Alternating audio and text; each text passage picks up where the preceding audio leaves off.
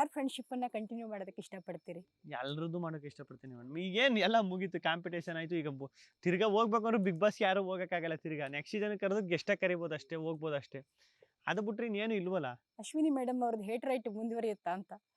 ಇಲ್ಲ madam, eight right ಅಂತ ಸಿಕ್ತಾಗ ಮಾತಾಡಿಸ್ತೀನಿ ಚೆನ್ನಾಗಿ, ಏನಿಲ್ಲ. ಸಿಕ್ಕಿದ್ರೆ ಮಾತಾಡಿಸ್ತೀನಿ. ಏಟ್ ರೈಟ್ ದ್ವೇಷ ಮಾಡಿ ಏನ್ ಮಾಡ್ಬೇಕು ಮೇಡಮ್? ಪಾಪ ಅಶ್ವಿನಿ ಅವ್ರ ಅಮ್ಮ ಗಿಲ್ಲಿಗೆ ಓಟ್ ಹಾಕ್ತಿದ್ದೆ ನನ್ ಮಗಳಿಲ್ಲ ಅಂತಂದ್ರೆ ಅಂದ್ರು. ಅಶ್ವಿನಿ ಅವರಮ್ಮಲ್ಲ ಇವರು, ಅಶ್ವಿನಿ ಮೇಡಮ್ ಅವರಮ್ಮಲ್ಲ ಇವರು. ಧನುಷಮ್ಮ. ಹ್ಮ್.